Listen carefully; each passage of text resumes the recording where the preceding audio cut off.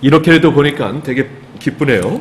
기쁘고, 좀 같이 이렇게 만나서 작년에 이제 New Wave School, Leadership School 할 때 같이 만나서 이제 Q&A도 하고, 그런 시간이 굉장히 좋았는데, 이렇게 줌으로 하니까 Q&A는 못할 것 같고, 그래서 뭐 그냥 어떻게 보면 좀 설교 같기도 하고 강의 같기도 하는데 여러분들을 마음에 품고 했어요.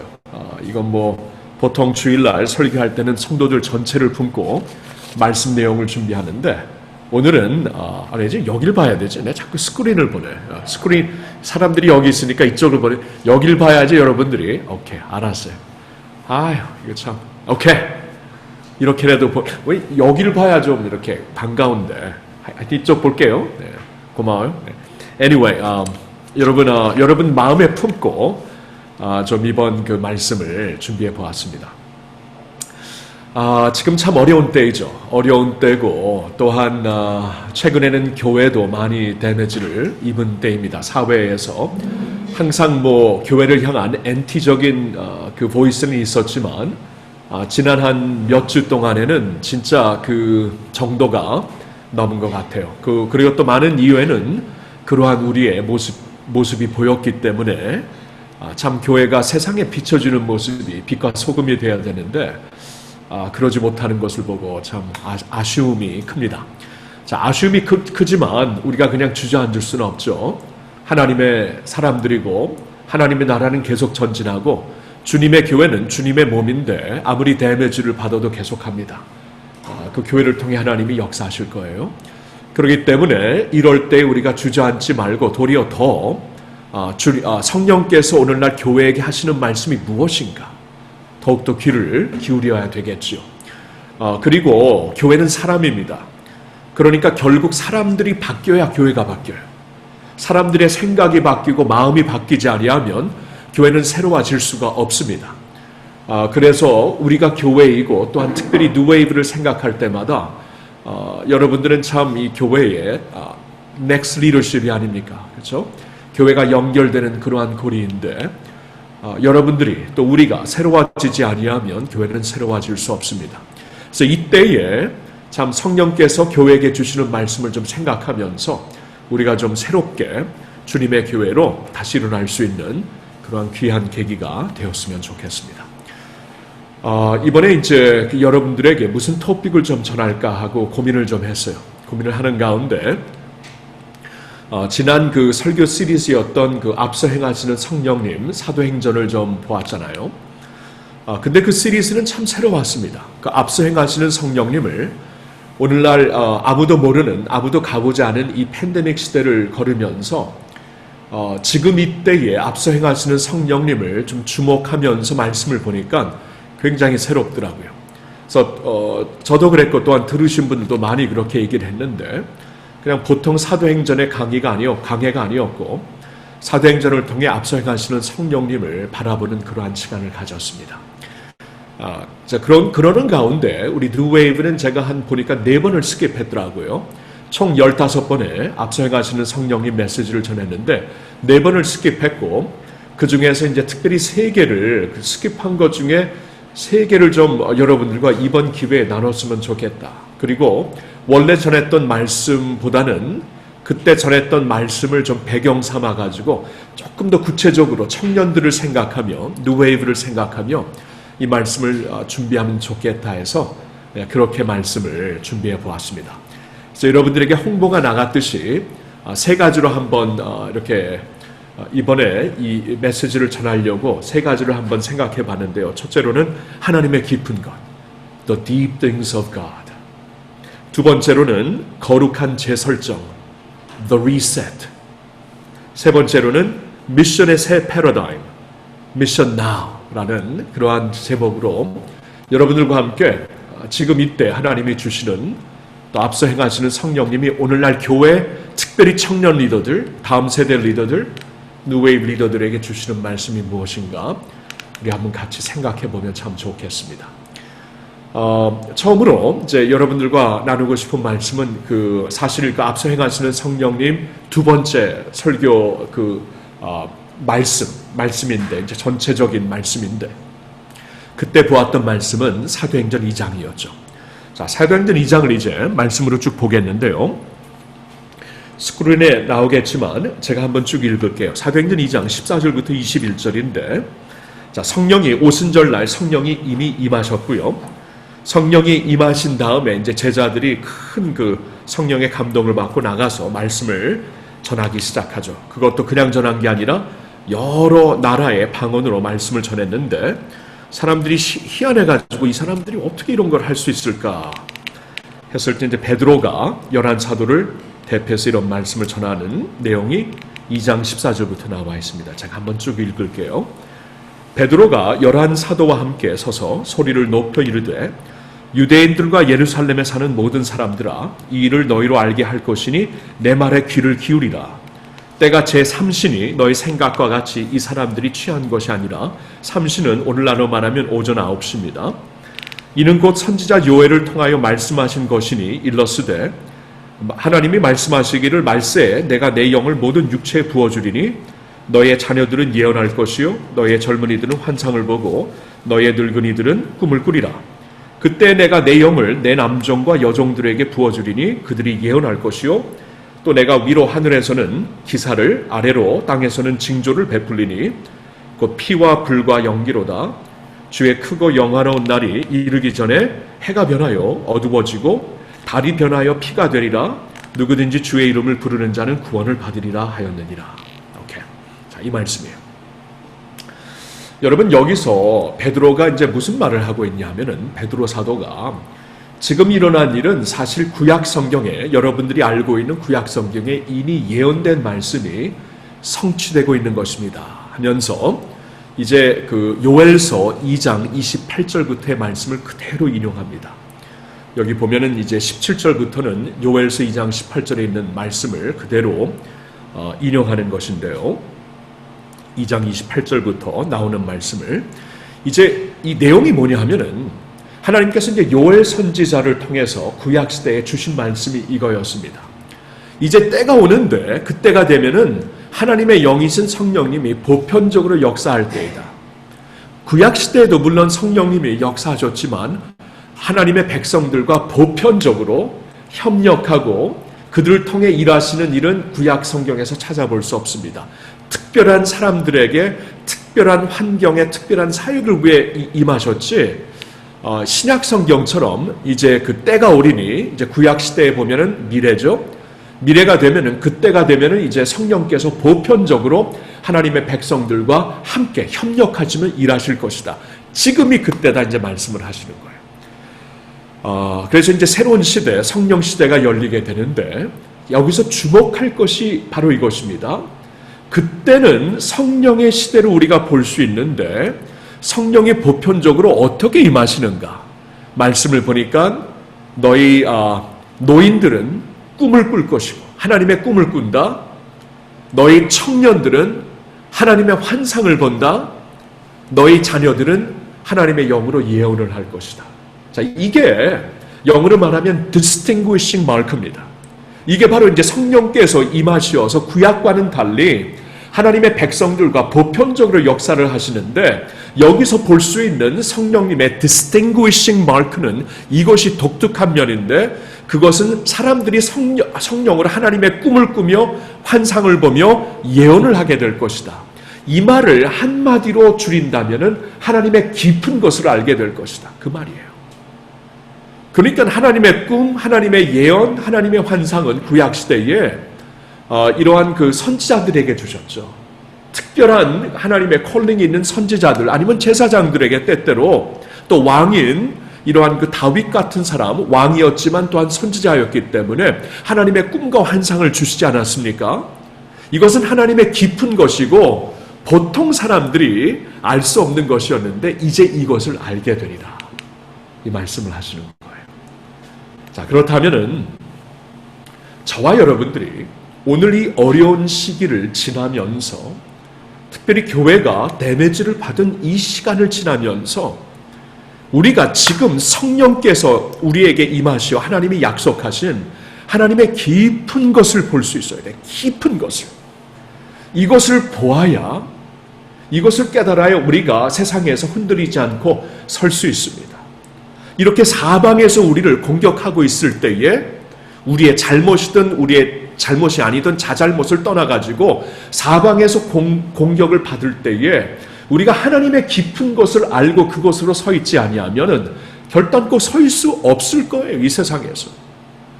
그리고 주님의 교회가 세상의 빛이라고 했는데, 세상에 알려지고 있는 그리스도의 편지라고 했는데, 우리가 하나님의 깊은 것을 가지고 세상에 알려주지 아니하면은 세상은 더 이상 임프레스 받지 못할 것입니다. 그렇죠?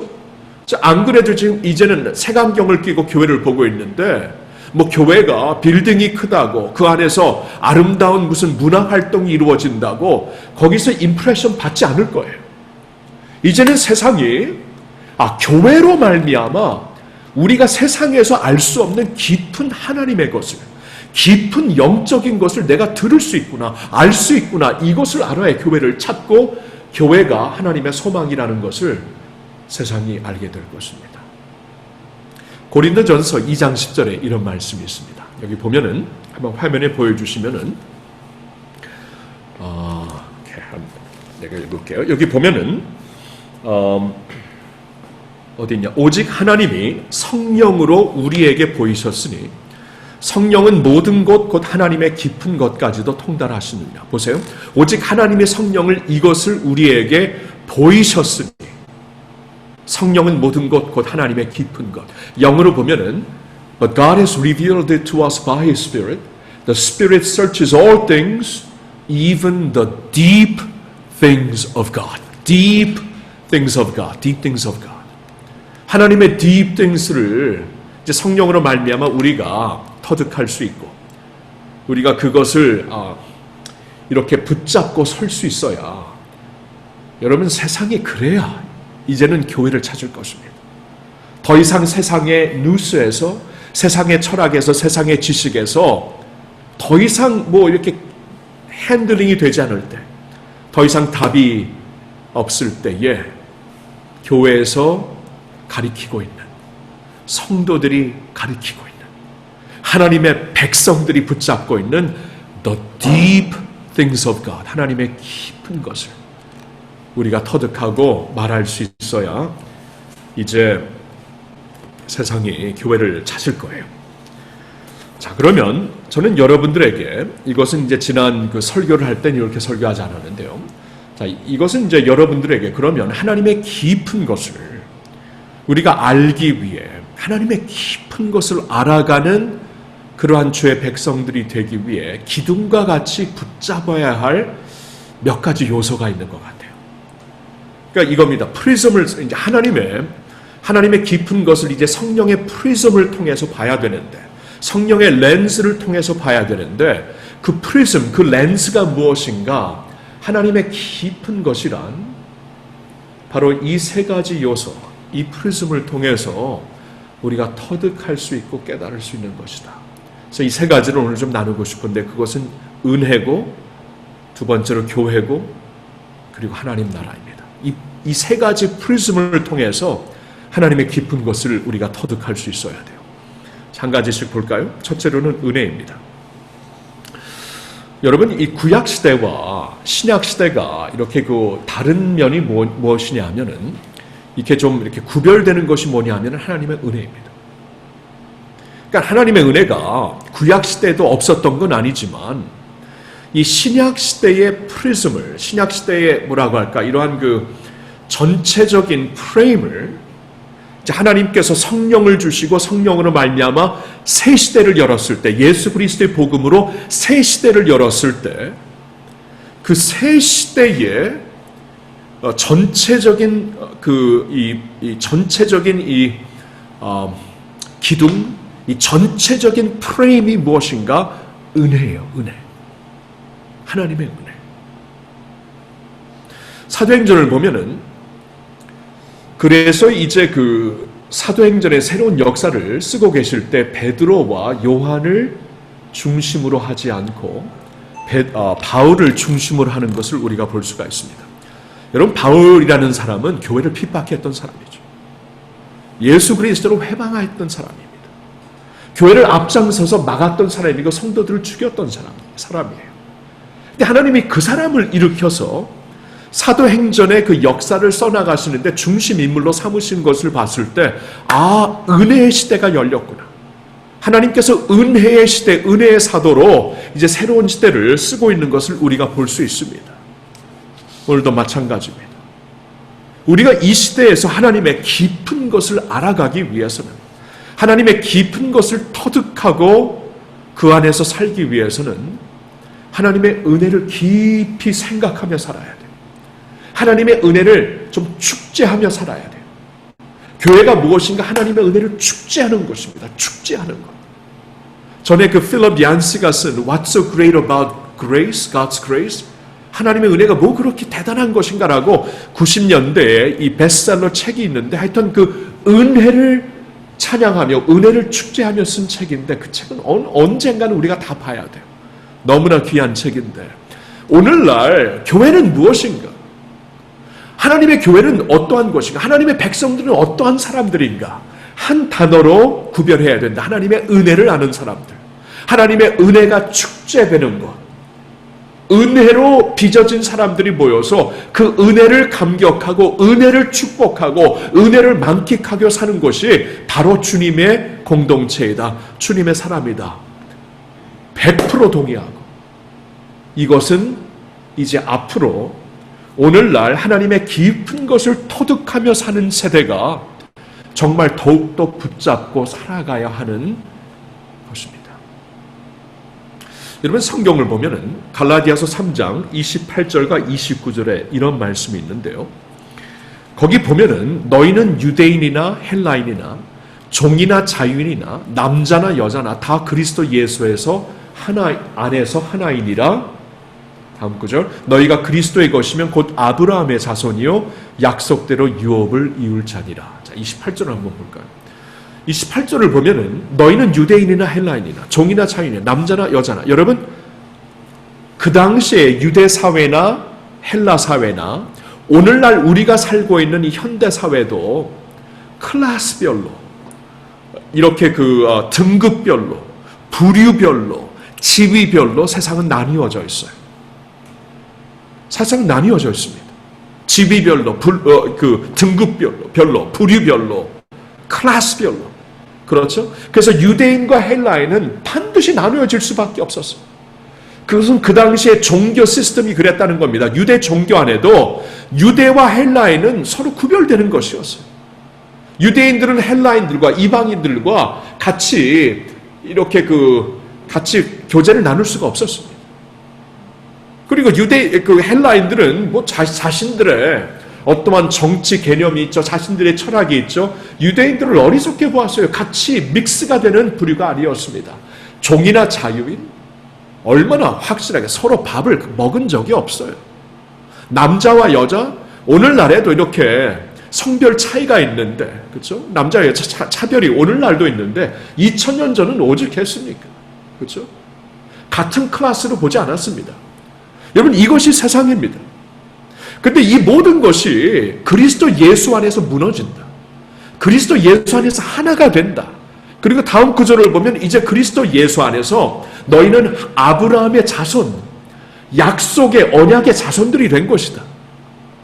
그러니까 예수 그리스도로 말미암아 여러분, 이 세상의 그 프레임을 완전히 예수 그리스도로 말미암아 이 세상의 프레임이 망가져 버립니다.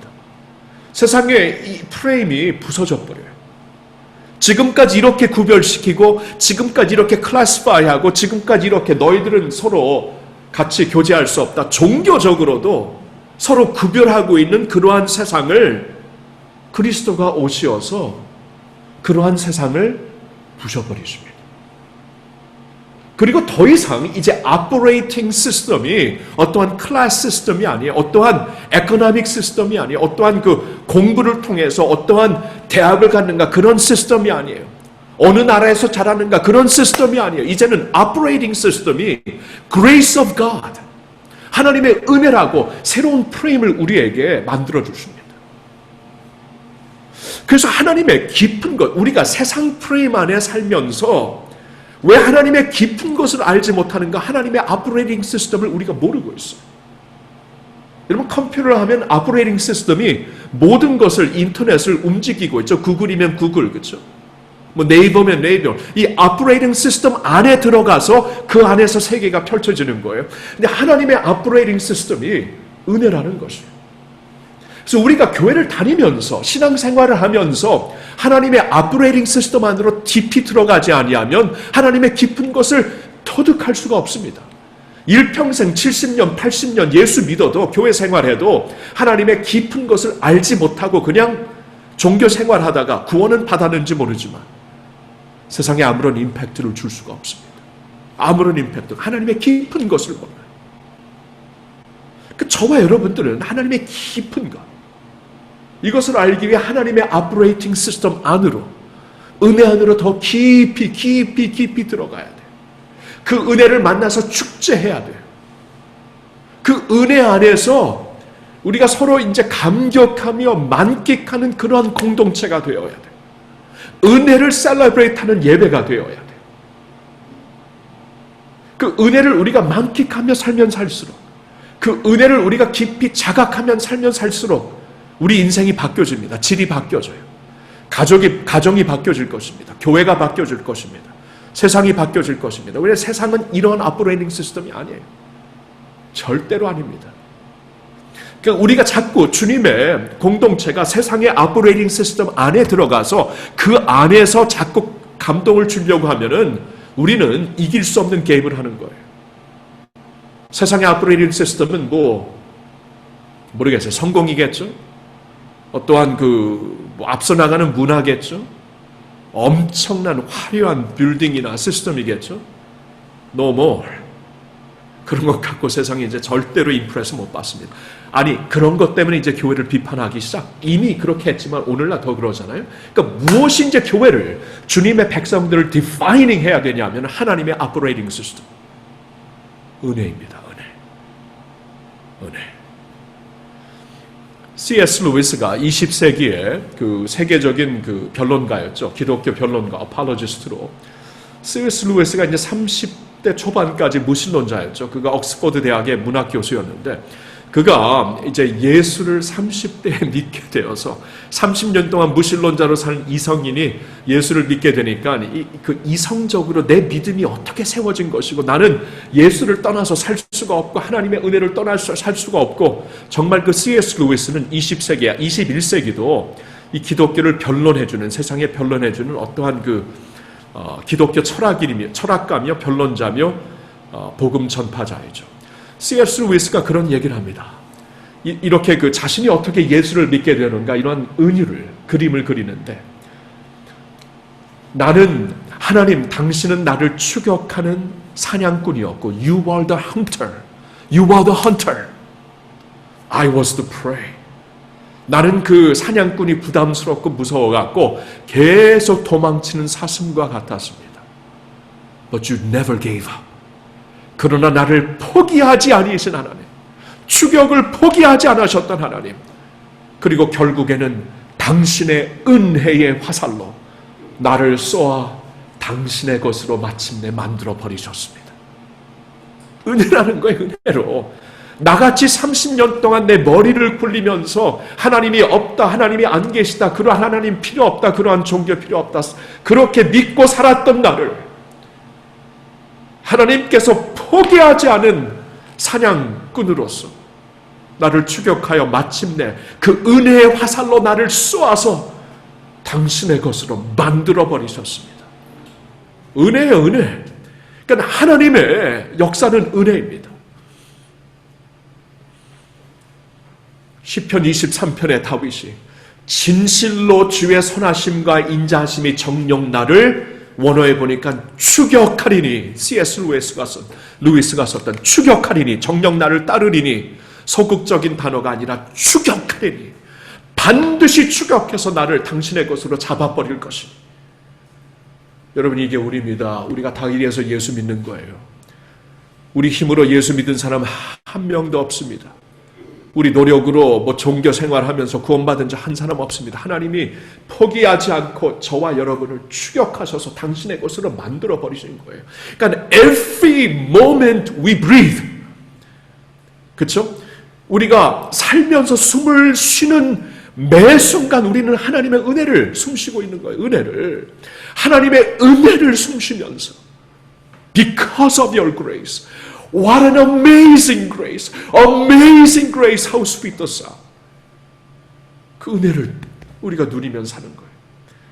여러분, 이 은혜가 이제 우리를 디파인해야 됩니다. 디모데후서 2장 1절을 보니까 너희는 그 은혜 안에서 자라라. 은혜 안에서 자라야 돼요. 베드로후서 3장 18절 보니까 너희는 그리스도를 아는 지식과 그 은혜 안에서 자라가라. increase 하여라. 은혜 안에서 강건하고 은혜 안에서 강하고 은혜 안에서 자라나라. 두 말씀을 주시는데 꼭 기억하시고 디모데후서 2장 1절 은혜 안에서 강하라. 베드로후서 3장 18절 은혜 안에서 자라가라. 그래야 하나님의 깊은 것을 우리가 터득하며 사는 것입니다. 오케이. 이것이 첫 번째 렌즈예요. 와, 이거 하나만 끝내도 가슴이 벅차네요. 두 번째 프리즘은 교회입니다. 교회. 여러분, 교회가 있잖아요. 교회를 생각해 보면은 이번에 이제 그 사도행전을 쭉 보면서도 사도행전의 역사가 무엇인가 쭉 보니까 교회 역사예요. 교회 역사. 그러니까 성령께서 새로운 시대를 열며 하나님의 깊은 것을 깨닫게 하시어서 복음을 통해 예수를 통해 주님을 믿게 하시는데 항상 그 믿음에 따르는 것이 교회였더라고요. 그래서 에베소에 가서 복음을 전하고 사람들이 믿기 시작하니까 에베소 교회가 생겨나고 고린도에 가서 복음을 전하고 성령 안에서 예수를 믿기 시작하니까 고린도 교회가 시작되고 데살로니가도 그렇고 이런 식으로 계속 교회 운동을 우리가 볼 수가 있습니다. 그래서 한마디로 하나님의 그 역사를 보면은 하나님께서 깊은 것을 어떻게 펼쳐나가신가 보면은 교회를 통해서 펼쳐나가십니다. 자, 그런데 교회에 대해서 요사이 특별히 좀 많이 생각하게 되죠. 저도 그렇고요. 저도 아내와 함께 지난 한 3주 동안 참 힘들었어요. 한국교회의 그 모습을 보면서. 한국교회의 모습을 본다는 것은 내 모습을 본다는 겁니다. 저기 일부 교회들의 모습도 공교회예요. 같은 교회입니다. 저 모습이 내 모습인데 와, 저게 내 밑에 깔려있는 모습이구나. 가슴이 무너지더라. 가슴이 무너지더라.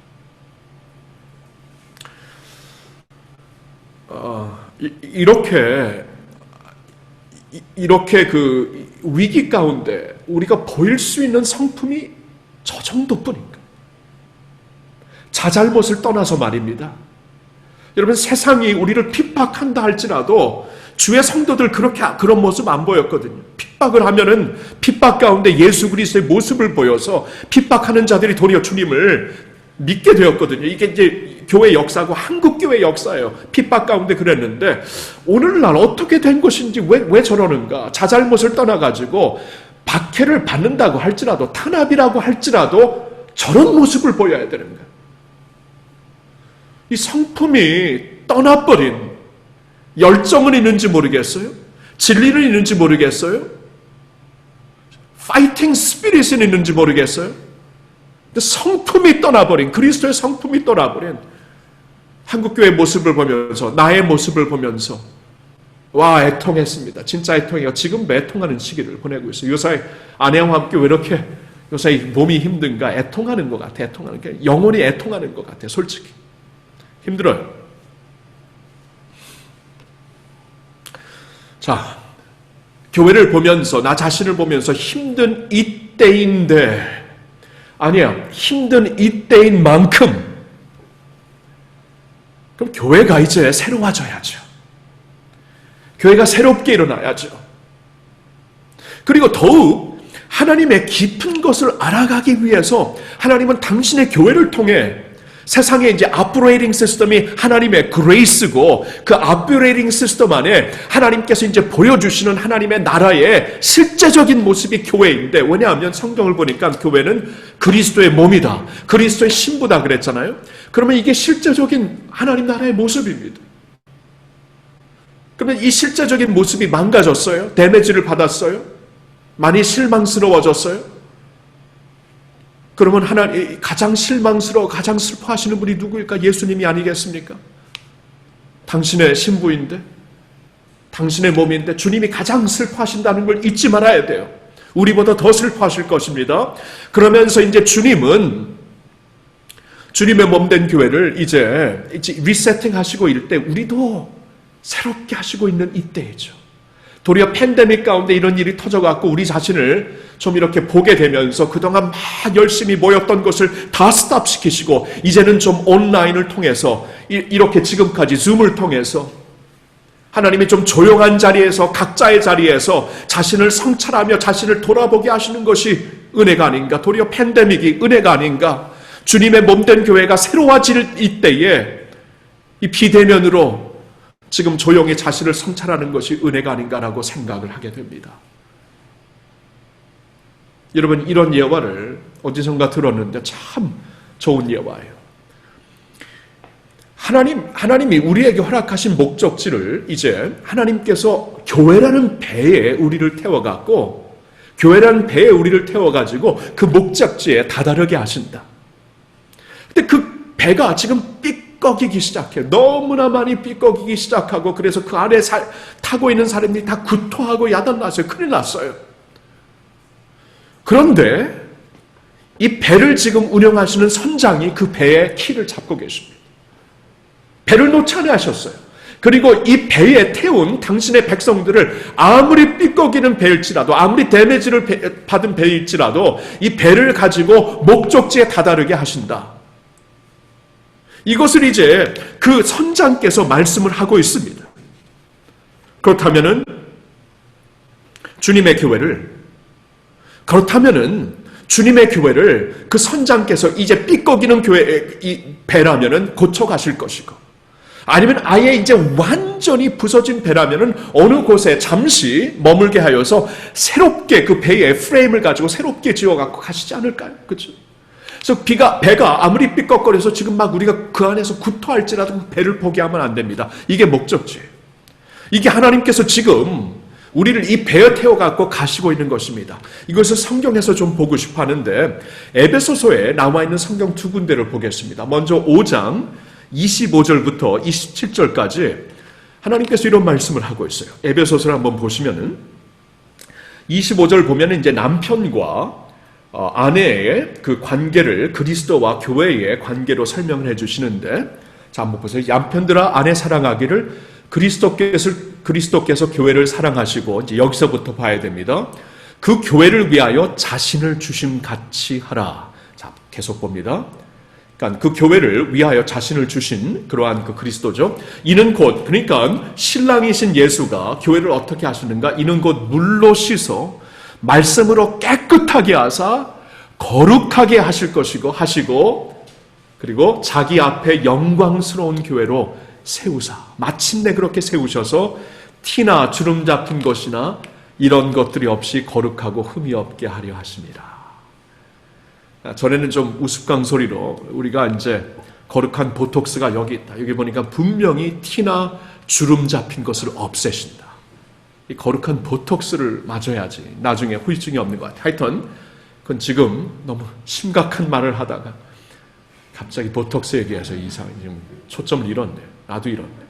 다시 초점. 그러니까 하여튼 예수님께서 여기 보면은 신랑이신 예수님이 신부인 교회가 아무리 지금 삐걱거리고 지금 주름 잡히고 티가 있을지라도 포기하지 아니하신다는 거예요. 반드시 말씀으로 깨끗하게 하셔서 영광스러운 교회로 마침내 세우신다. 마침내 세우신다. 이게 왜 중요하냐면 1장에 나와 있는 말씀인데 에베소서 1장 21절부터 23절을 보면은 이제 오늘날의 역사가 다 끝났을 때, 다 끝나면은 이제 예수 그리스도 발밑에 모든 세상의 권세와 모든 것을 그 앞에 이제 머리 숙이게 하실 때인데, 그때를 가리키려 말씀을 하십니다. 하나님이 모든 통치와 권세와 능력과 주권과 이 세상뿐 아니라 오는 세상에 이제 새로운 세상 역사에 일컫는 모든 이름 위에 그 이름을, 예수의 이름을 뛰어나게 하시고 만물을 그의 발 아래에 복종하게 하시고, 근데 보세요. 그를 만물 위에 교회의 머리로 삼으셨다. 잠시만 여기 볼게요. 그러니까 모든 만물을 그 발 아래, 지금 이 역사가 오늘날 우리가 알고 있는 역사가 끝나고 하나님께서 이제 새로운 역사를 시작하실 때, 이제 그때가 되면 이제 성경은 오늘날의 역사까지만 얘기해 주시는데 그때가 되면 새로운 역사가 펼쳐질 것입니다. 오늘날의 역사가 끝나고 새로운 역사가 시작할 때 보세요. 모든 만물을 그 발 아래 복종하게 하시는데 그냥 그 발 아래에만 복종하시는 게 아니라 그를 만물 위에 교회의 머리로, 교회와 함께 만물 위에 세우신다. 자, 23절을 보실까요? 그 다음 구절을 보면은, 그래서 교회는 그의 몸이니 만물 안에서 만물을 충만하게 하시는 이에 충만함이니라. Did you see this? 옛날에 저희 설교학을 가르치셨던 그 팀 켈러 목사님은 설교하시다가 Did you see this? Did you see this? Did you see this? 이거 봤어? 이거 봤어요? 항상 이러셨는데 Did you see this? 그러니까 만물을 그 발 아래 복창하게 하실 때 교회는 그의 몸이니까 만물 안에서 만물, 그러니까 만물이 그 발 안에 복종하게 하시는데 예수님 발밑에서 복종하시는 것으로 끝나는 게 아니라 주님이 교회와 함께, 머리가 되시는 교회와 함께 그 위에 서셔갖고 만물이 그 아래 복종하시며 이렇게 세상의 역사가 끝나고 새로운 역사가 펼쳐지게 된다. 그래서 이제 교회와 함께 왕노릇하는 새 역사가 펼쳐진다 하고 요한계시록에서 말씀하고 있죠. 여러분, 그러니까 지금 이 하나님께서 드라이빙 하시는, 당신의 깊은 역사를 드라이빙 하실 때 그 안에 교회가 있어요. 이거를 우리가 자각하며 사는 것이 굉장히 중요합니다. 그러니까 하나님의 모든 역사를 드라이빙 하시는 하나님께서 교회를 포기하지 않고 교회와 함께 이때까지 가시고 계신데, 그러면 우리가 교회를 포기하거나 교회를 생각하지 않는 그러한 프리즘을 가지고 하나님의 깊은 것을 이해할 수가 없다는 것입니다. 이해할 수가 없어요. 역사를 이해할 수가 없어요. 하나님이 하시는 일을 이해할 수가 없어요. 하나님의 은혜의 가르침을 이해할 수가 없어요. 교회를 우리가 생각하지 아니하거나. 이것을 우리가 깊이 기억해야 합니다. 여러분, 처음부터 교회는 문제가 있었어요. 처음부터 있었어요. 처음부터 삐걱거렸습니다. 여러분, 성경에 나오고 있는 고린도 교회 한번 보면, 고린도 전서를 보면은요, 교회가 얼마나 네 파로 갈라져 있었어요. 오늘 교회가 이렇게 두 파로 갈라져서 이렇게 막 나뉘은 것을 우리가 여기저기서 보게 되는데, 고린도 교회는 네 파로 갈라져 있었습니다. 세상에. 어머나. 그렇죠? 네 파로 갈라져 있어요. 이게 무슨 공동체입니까? 두 파로 갈라져 있었고, 이런 얘기는 들었어요. 한 판은 이렇게 앞에서 목사님 보고 다른 판은 이렇게 뒤로 이렇게 붙이고 뒤에서 또 다른 분이 이건 봤는데 네 파로 갈라 동서남북으로 이루고 있는 교회를 생각해 보세요. ridiculous하죠. ridiculous. 이게 고린도 교회였습니다. 여러분, 고린도 교회를 계속 보면은요, 하나님 주님께 드리는 예배를 질서 없이 드렸고 예수 그리스도의 몸과 피를 기념하는 그 성찬 예식을 남용하면서 먹었고 막 이게 완전히 술 취하고 많이 먹는 파티가 되어버렸고 성찬식을 하면서 음란이 그 안에 있었고요. 세상의 법정에서 서로 소송하는 일이 있었고, 와, 이런 교회가 있어요, 세상에. 여러분 아시나요? 편지서를 보면 가장 긴 편지를 고린도 교회에게 고린도 전서와 2장에 주셨어요. 그 교회를 포기하지 않으신다는 것이에요. 사랑하신다는 거예요. 끝까지 사랑하신다. 여러분, 우리가 보기에는 hopelessly 이제 더 이상 소망의 1%도 남아있지 않은 고린도 교회였는데 하나님께서 포기하지 아니하시고 그 교회를 새롭게 하시려고 가장 긴 편지를 두 장이나 주십니다. 그게 성경의 27권 중에 두 권이잖아요. 그리고 그 고린도전서 15장의 부활장을, 그러니까 부활로 모든 것을 새롭게 하시는, 순식간에 새롭게 하시는, 이렇게 우리가 지금 데미지 받았지만 이게 다가 아니다. 마침내 이렇게 영광스럽게 하신다. 주님의 영광스러운 결말을 바라보게 하시잖아요. 여러분, 이게 하나님이 교회를 보시는 눈입니다. 여러분, 갈라디아 교회, 히브리 공동체 교회, 한때는 잘 시작하고 있다가 이단을 따르고 있었어요. 다른 복음을 따르고 있었어요. 여러분, 적어도 우리가 오늘날 교회가 데미지를 받고 있지만 한국 교회가 지금 전체적으로 이단으로 가고 있지 않잖아요. 그렇죠? 갈라디아 교회, 히브리 공동체 교회 이단으로 가고 있었어요. 여러분, 처음부터 교회는 문제덩어리였습니다. 문제덩어리였어요. 그런데 하나님께서 교회를 포기하지 아니하신다. 그러니까 우리가 이제 중요한 것이 이제 은혜라는 것은 하나님의 operating system이라 그랬죠. 이 operating system을 통해서 이제 세상이 열리듯이 은혜라는 operating system을 통해서 하나님의 세상을 우리가 열어갈 수 있는 것인데, 교회는 무엇인가? 하나님께서 이 세상의 역사를 이끌어 가시고 있는 주님의 몸된 교회라는 거예요. 주님의 몸된 교회. 그리스도의 몸된 교회가, 몸이 그러니까 아픕니까? 병이 걸렸습니까? 바이러스가 있습니까? 그럼 그 바이러스를 낫게 하실 분이 하나님이에요. 병이 걸렸습니까? 그 병상에서 이 부러진 뼈를 다시 이어 맞출 분이 하나님이세요.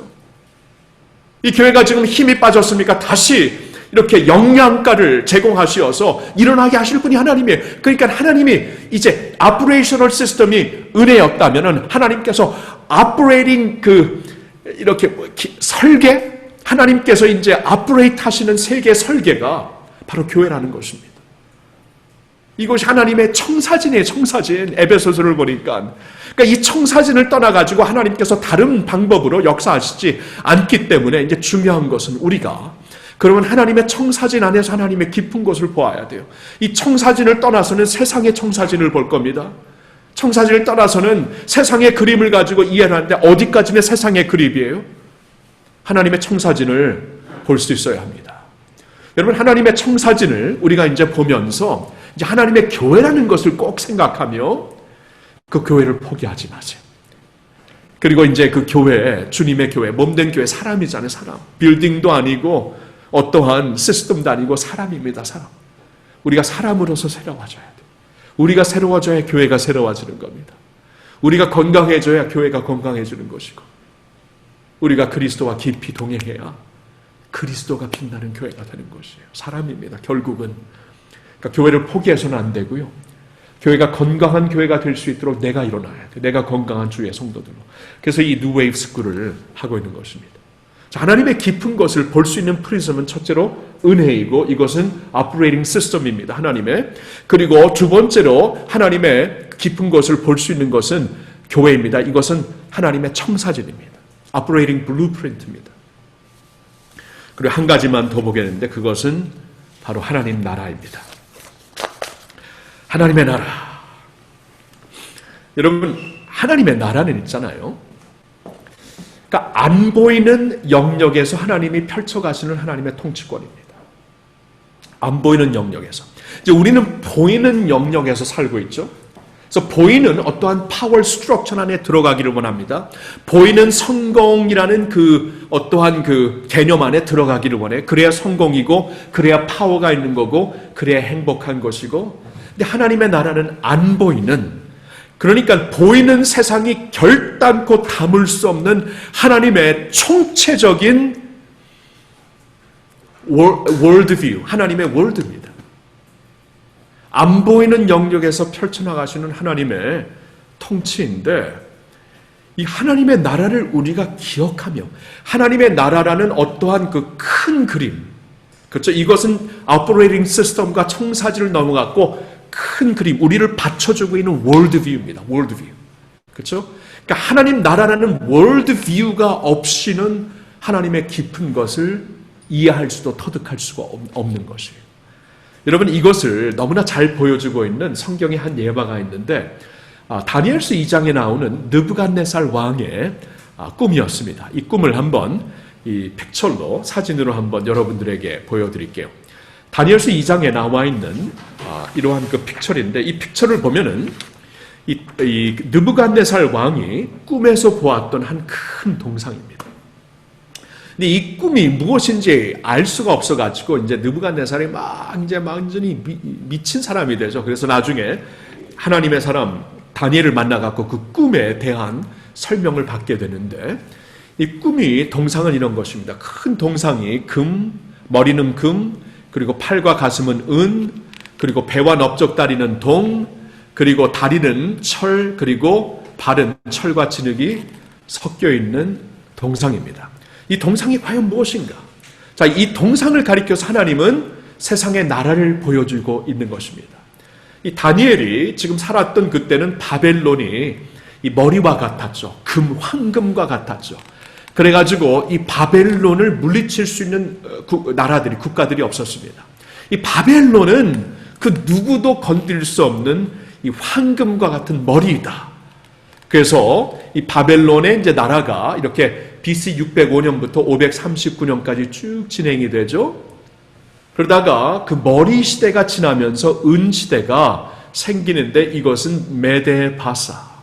그러니까 메도 페르시아라는 이 두 국가가 합쳐가지고 한 그 왕국을 만드는데요. 그래서 이제 두 팔이 한 가슴으로 연결되는 굉장히 잘 표현된 그러한 모습인데 BC 539년부터 BC 331까지 갔습니다. 이게 역사적으로 굉장히 중요한 게 이 페르시아 바사 왕국이 되었을 때 이제 이스라엘 유대 백성들이 돌아오게 되죠.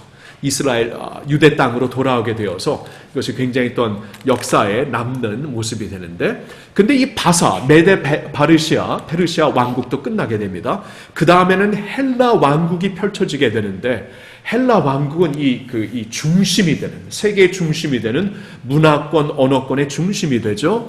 그래서 이 배와 넓적다리로 표현이 되는데 이 동과 같습니다. BC 331부터 BC 168까지 가는데, 이게 왜 중요하냐면은 성경의 신약 시대의 세계관이 이 헬라 세계관이었어요. 그래가지고 그 당시에 유대인과 헬라인이라고 이방 나라를 헬라로 그냥 한꺼번에 구별할 정도로 헬라의 문화권은 압도적인 문화였습니다. 근데 헬라 왕권도 엠파이어도 끝나게 되고 그 다음엔 로마가 시작되죠. BC 168에서 476까지 이 철입니다. 이 다리철, 모든 것을 밟고 그냥 계속 전진하는 철과 같은 로마 시대, 이때 예수 그리스도가 탄생하고 그리고 사도행전, 교회 시대가 시작이 되죠. 그리고 마지막으로는 이제 로마 비젠틴 엠파이어, 그러니까 동쪽 로마가 AD 476부터 이제 세상 끝까지 계속되는데, 사실 철과 진흙이 이렇게 분열된 로마, 오늘까지라고도 우리가 볼 수 있는 이러한 세계의 왕국을 보여주고 있습니다. 자, 그런데 이 꿈에서 이 왕국이 딱 동상이 서 있는데 갑자기 저 하늘에서 전혀 보지 못했던 돌이 날라옵니다. 한번 다음 그림을 보면, 그러니까 이 돌, 보통 그 당시에 돌 그러면은 사람들이 손으로 깎은 돌이었는데, 다니엘서 2장을 보면 사람의 손으로 깎이지 않은 돌, 그러니까 하나님께서 보낸 돌인데 어디서 온지도 모르는, 오리진을 알 수 없는 돌이 갑자기 날라와서 이 동상을 그냥 부셔버립니다. 산산조각 내버립니다. 그러면서 그 꿈을 보면은 이 돌이 나중에 큰 산이 되어서 세상을 덮어버립니다. 자, 이게 꿈인데, 그럼 이 돌은 무엇인가? 사람의 손으로 깎인 돌이 아니라면 이건 하나님께서 만드신 돌인데, 지금까지 동상은 사람들이 깎은 동상이 아닙니까? 사람들이 금으로, 은으로, 동으로, 철로 만든 사람들의 나라, man's world, man's kingdom인데, 이 돌은 God's kingdom을 가리키는 거예요. 어디서 온지 우리가 알지 못하는 오리진에서 날라와가지고 세상의 모든 나라가 없어지는 그 순간 이 돌이 도리어 큰 산이 되어서 온 세상을 충만케 하는, 이것은 예수 그리스도 하나님의 왕국을 가리킵니다. 그래서 예수 그리스도를 반석이라고 그러죠. 하나님의 돌이, living stone, 산돌이라고 성경은 말씀하고 있는 것이죠. 이것이 세상의 왕국과 하나님의 왕국을 이렇게 대조해서 보여주는 굉장히 중요한 그림이 됩니다. 여러분, 이 그림을 보면서 우리는 몇 가지를 깨달을 수 있어야 돼요. 자, 이제 그림을 이제 그만 보시면 되는데, 왜 하나님께서 이 꿈을 주신 것인가? 누구를 위해, 무엇을 위해 이 환상을 느부갓네살에게 주신 것인가? 생각을 해보면 처음으로는 느부갓네살을 위해 주신 꿈입니다. 환상입니다. 느부갓네살이야, 너 지금 세상을 지배하는, 통치하는 왕인 줄 알고 스스로 지금 교만해졌지만 교만하지 말라. 이것은 너에게 주어진 주권이다. 주신 분이 그냥 거두어 갈 수도 있다. 그래서 이 느부갓네살이 다니엘서를 보면은 하나님을 전혀 인정하지 못했을 때 미친 사람이 되고 동물처럼, 짐승처럼 한동안 살잖아요. 나중에 정신이 돌아와서는 다니엘이 하나님을 찬양하면서 하나님을 믿는 사람이 되어서 그의 모든 왕국에 다니엘의 하나님을 믿으라고 선포를 하는 그러한 왕이 되잖아요. 그러니까 느부갓네살을 위해 주신 분명한 이미지였습니다. 분명한 그러한 그 환상이었습니다. 까불지 말아라. 하나님을 두려워해야 된다. 하나님께로부터 받은 주권이다. 너 그거 내 것이라고 생각하지 말아라. 분명히 느부갓네살에게 주신 말씀입니다. 더 중요한 것은 하나님의 백성들에게 주신 말씀이에요. 이것은 하나님의 백성들을 위해 주신 환상입니다. 그러면 하나님의 백성들에게 오늘날 우리에게도 무엇을 기억하라고 주신 하나님의 환상인가? 이 이미지인가? 이 그림인가? 두 가지를 생각해야 돼요. 하나는 격려고 하나는 권면입니다. 격려. 그러니까 우리가 아무리 이 어려운 세상, 이 어려운 지구 세상을 살면서 낙심하지 말아라. 아무리 어려운 때를 지나고 있지만 낙심하지 말아라. 하나님의 나라는 전진한다. 격려하기 위해서. 두 번째로는 권면하기 위해서. 이 세상에서 초점을 잃지 말고 살아라. 하나님의 나라를 위해 살아야 된다. 권면을 하시기 위해서 주신 것입니다. 여러분, 그래서 저는 이 격려와 권면의 말씀을 이렇게 좀 설명드리면서 하나님의 나라가 이러한 월드뷰구나. 이 월드뷰를 가져야 우리가 하나님의 깊은 것을 깨달을 수 있구나. 이것을 좀 설명을 드리고 싶은데요. 첫째는 격려입니다. 여러분, 지금 어려운 시대를 지나고 있죠. 너무나 혼란스러운 시대를 지나고 있죠. 왜 하필이면 우리가 이때 태어났는가? 제가 이번 주일 목자의 마음을 수험생들에게 썼어요. 수험생들에게 좀 쓰면서 얼마나 힘들까. 근데 도리어 우리가 왜 하필이면 이때 수험 시대, 이 코로나 시대에 수험 시대가 되었는가? 이렇게 우리가 한탄할 수도 있지만 하나님께서 특별한 시대에 우리를 이 수험생이 되게 하셨구나. 이렇게 생각을 바꿔보라고 목자의 마음도 썼는데요. 여러분, 격려의 말씀을 드리고 싶은 건 이거예요. 아무리 힘들지만, 아무리 지금 막막하지만 주님, 안 보이는 주님의 나라가 있습니다. 그 나라가 진짜입니다. 여러분, 우리는 보이는 것이 진짜라고 생각하지만 안 보이는 주님의 나라가 진짜 있어요. 그 나라를 위해 산다면 여러분 격려받을 수 있어야 돼요. 진짜 중요한 것을 붙잡고 삽니다. 저는 목사로서 임종하시는 분들을 많이 보게 됩니다. 세상을 떠나는 분들 많이 보게 됩니다. 여러분, 세상 떠날 때 다 없어집니다. 아무것도 없어집니다. 그리고 세상 떠날 때 보통 이렇게 생각도 많이 어지러워지고 치매 정상도 있어도 가족도 못 알아봐요. 여러분, 세상 떠날 때 남는 것은 딱 하나님 한 분입니다. 하나님과 하나님 나라 한 분이에요. 하나님을 위해 살았는가, 그 나라를 위해 살았는가, 그것이 영원히 남더라고요. 여러분이 이 시신에게 입히는 옷을 뭐라 그러죠? 뭐라 그래요? 수의에는 주머니가 없습니다. 주머니에 아무것도 집어넣을 수 없다는 거예요. 여러분, 그렇게 붙잡고 살았던 것 하나도 집어넣지 못하고 이 세상 떠나게 됩니다. 여러분, 그래서 우리가 이 세상에서 진짜 없어지지 않는, 진짜 나중에 버리고 가지 않을 그것을 붙잡고 사는 것, 이것이 진짜 사는 거예요. 그래서 하나님의 나라를 위해, 안 보이는 그 나라를 위해 살고 있는 여러분들 정말 격려 받으셔야 돼요. You are doing the right thing. 제가 어렸을 때 저에게 굉장히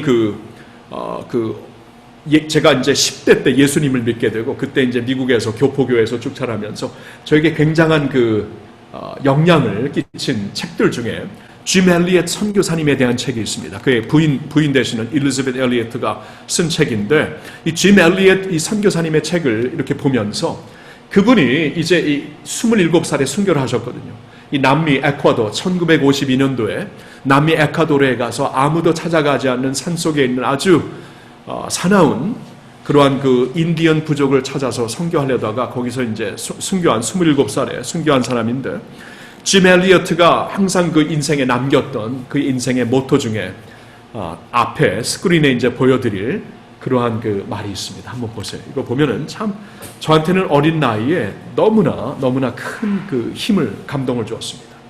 He is not a fool who gives what he cannot keep to gain what he cannot lose.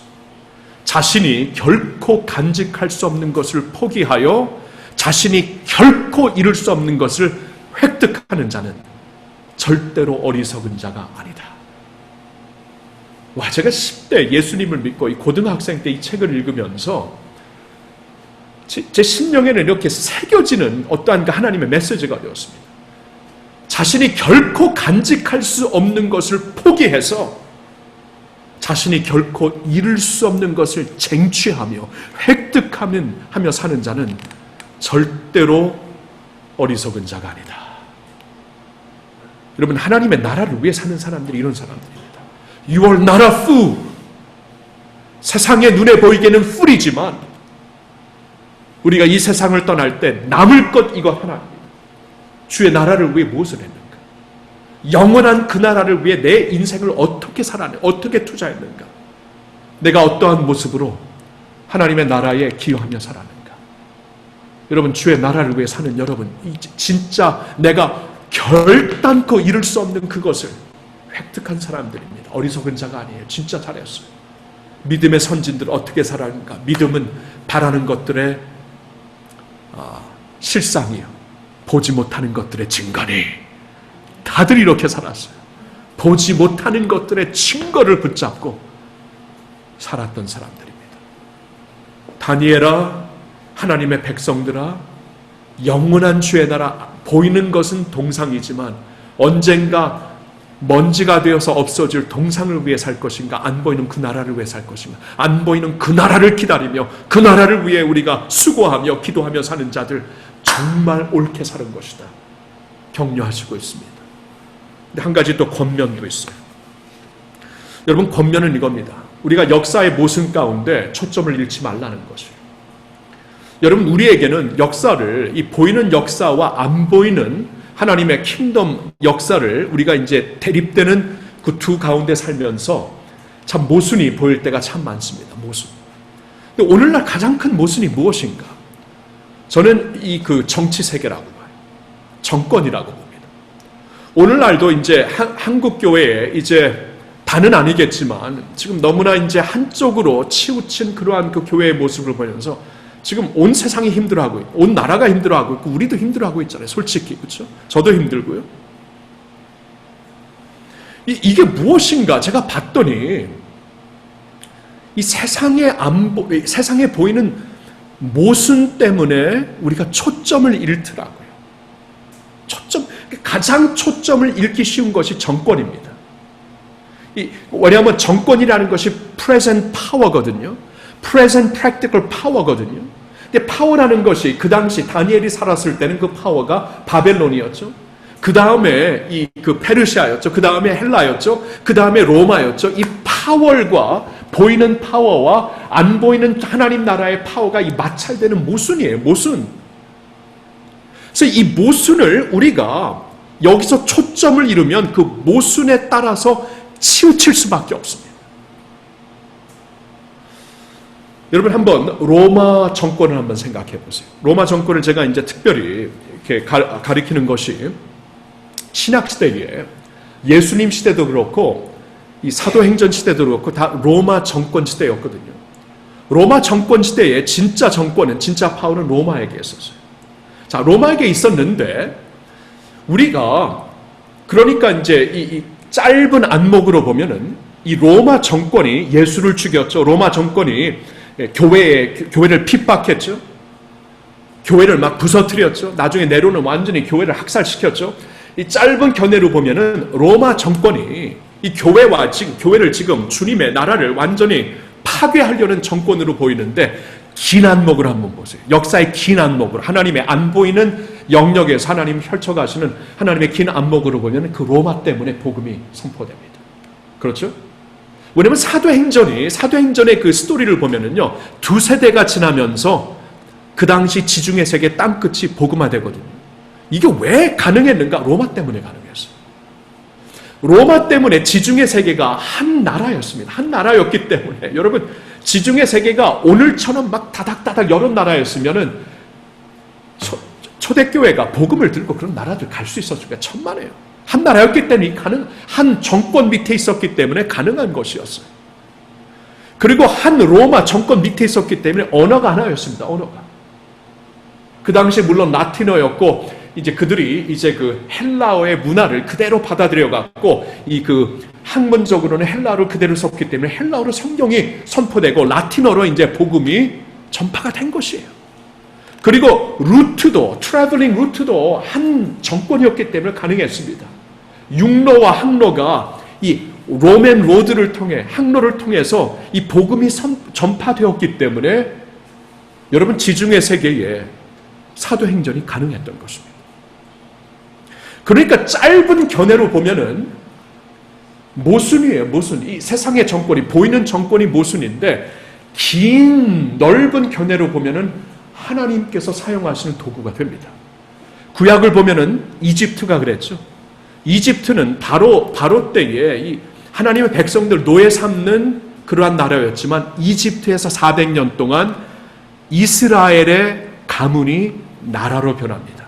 둥지와 같았어요. 그 둥지를 통해서 나라가 되어서 출애굽을 한 것이에요.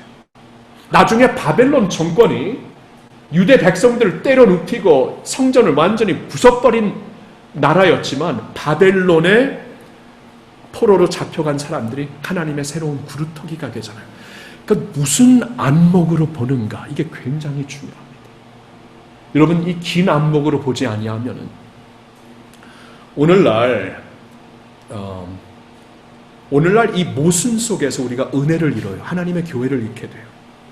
진짜 싸워야 될 것이 무엇인지 모르고 싸우기 시작합니다. 그러면 세상에 남기는 것은 혐오, 분열, 불신뿐이에요. 그러니까 하나님의 나라는 좀 긴 안목으로 보셔야 돼요. 물론 우리가 정치 영역에서도 크리스천으로 들어가서 정말 하나님의 양심을 가지고 아름답게 주님의 복음을 위해서 정치 영역으로 일할 사람들이 필요하고, 그렇죠? 공무원으로 일할 사람들이 필요하고, 세계 모든 영역에서 그리스도인들이 들어가 소금과 빛이 되어야 돼요. 근데 제가 지금 말씀드리는 것은 하나님의 나라를 어떻게 볼 것인가? 교회를 박해하는 정권을 때려눕히자 이런 식으로 보기 시작하면 진짜 역사가 이상하게 흐를 수밖에 없습니다.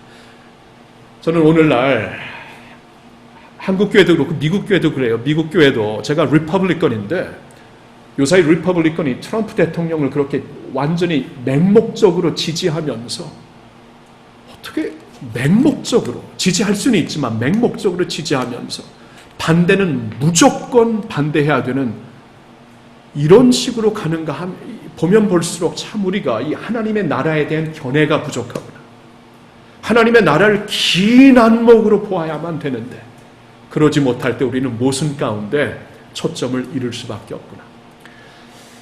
요사이 좀 시국이 이러기 때문에 한국도 그렇고 미국도 그렇고 세계가 다 그렇게 된 것 같아서 오늘 이 말씀을 좀 드리는 것입니다. 하나님의 나라는 It's bigger than us. It's bigger than this country. It's bigger than our generation. 하나님의 나라는 다 그 모든 것을 초월한 하나님의 나라입니다. 하나님의 나라를 좀 긴 안목으로 보시면서 그 안목을 보시면서 하나님의 하시는 일을 내가 바라보며 그 나라를 위해 살 수 있어야 돼요. 기도할 수 있어야 돼요. 그리고 그 안목을 보면서 세상에 주님의 빛과 소금이 될 수 있어야 돼요. 사랑하는 우리 뉴웨이브 리더십 여러분, 진짜 사랑합니다. 좀 어려울 때, 혼란스러울 때는 살고 있지만 그러기 때문에 우리가 진짜 이때에 중요한 것을 붙잡고 일어나야 돼요. 진짜 중요한 것, 하나님의 깊은 것을 우리가 깨달으며 터득하며 살아야 되는데 그것은 은혜입니다. 은혜 안에서 자라야 돼요. 그것은 교회입니다. 교회를 포기하지 않고 우리가 건강한 교회로 일어나야 돼요. 그리고 그것은 하나님의 나라, 긴 안목을 하나님의 나라를 보면서 주님 안에서 세상을 축복하며 그 나라를 위해 살 수 있기를 축원합니다. 할렐루야.